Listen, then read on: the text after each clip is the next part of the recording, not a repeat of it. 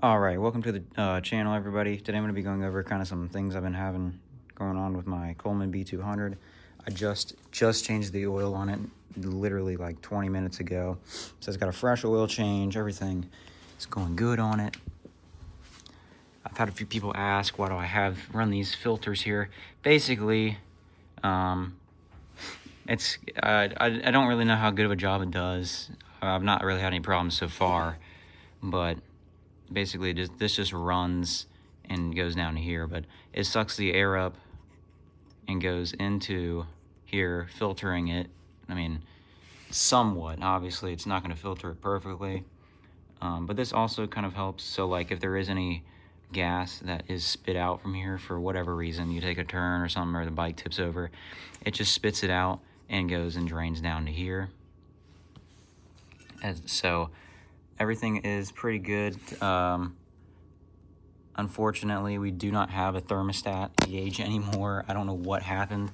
It was right after I put all these on here. I kind of like wrapped the whole entire wire, and after that, it totally stopped working for me, as you guys can see, and it has not worked for a while. I don't know why the fuck my voice keeps cracking. This shit's annoying.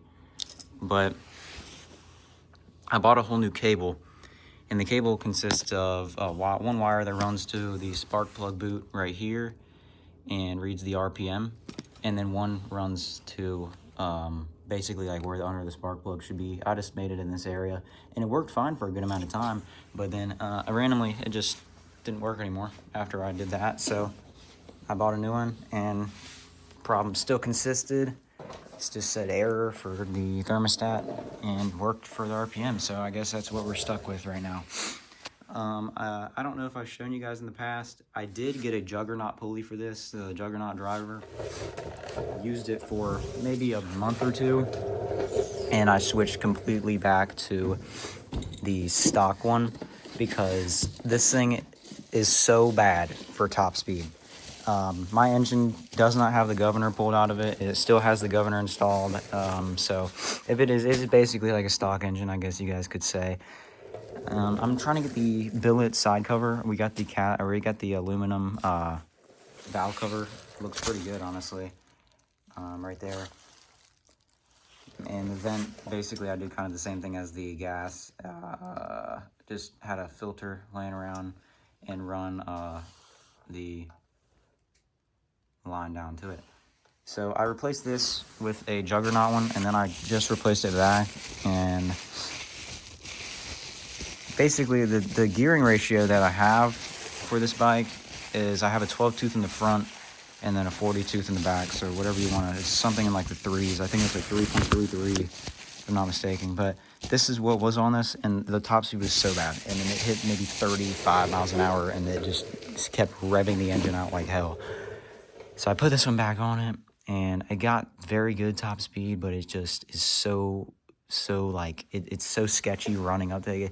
Like when you're taking off from a stop especially, like it just grinds so bad. And if you give it full throttle, you can feel like the belt kind of slipping as well. So you definitely get a lot more top speed out of these stock ones, but this thing grinds and grinds and grinds so bad. I mean, I really don't know what the issue is with it. I'm going to kind of try and get it on camera and post it or something and see if anybody else knows. I've taken it apart. I've sanded everything down. And it just still continues to grind and grind and grind away. So I'm trying to buy a Comet one. I know the Comet ones are a lot more high quality. This is just the stock one that came with the bike. So, I mean, it's not horribly old, but, you know, here's just the logo, I guess, for the brand that this is. I mean, it's probably Chinese make. But here's the tires to anybody that cares. These are Sunf street tires. The measurements should be right here. If you guys want to pause and look at them, right there. They are tubeless tires, and they are a pain in the ass to get on the rim. I mean, horrible. I've seen people spray like starting spray or carb cleaner or like brake cleaner into there and light it. I did that maybe a dozen times.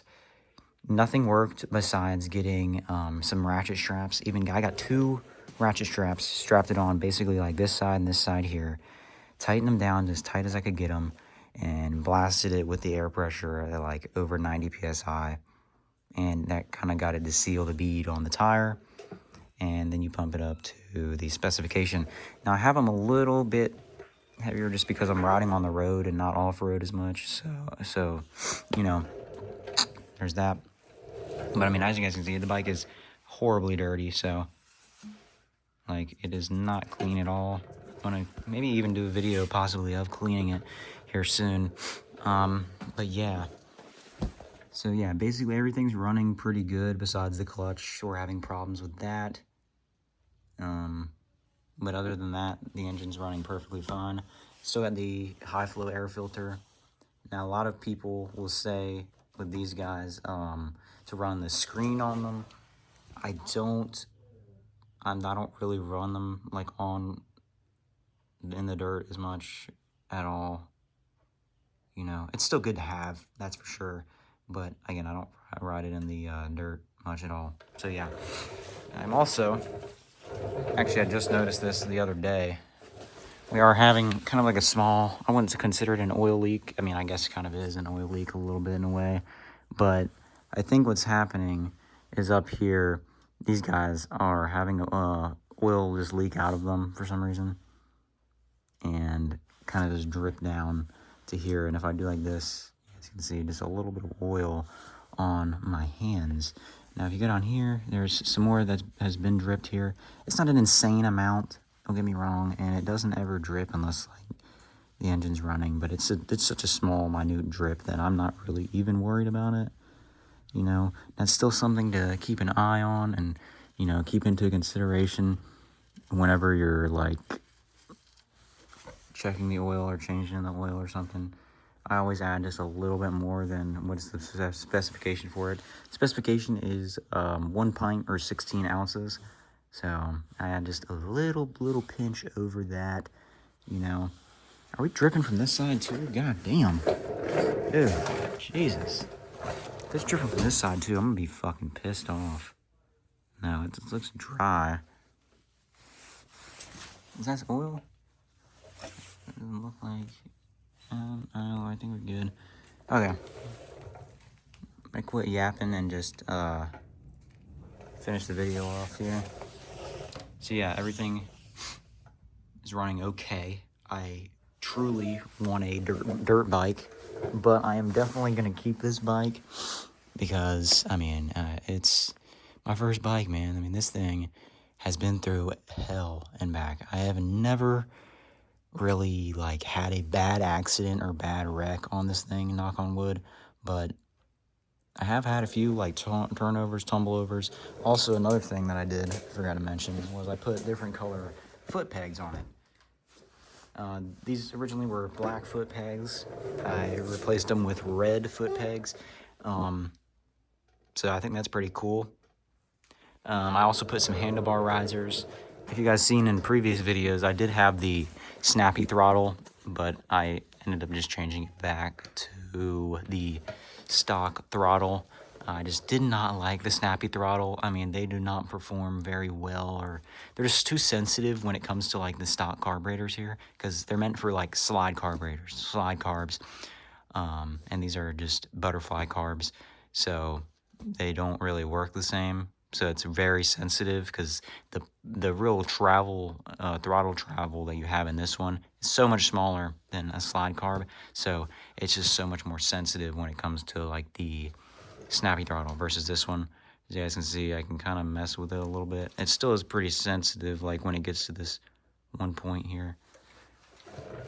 Yeah. That's about it. If you guys have any questions or want any more like up close kind of videos about anything specific, let me know in the comments. I would really appreciate it. And that's about it. I hope you guys have a good one. And yeah, let me know what you think about the bike.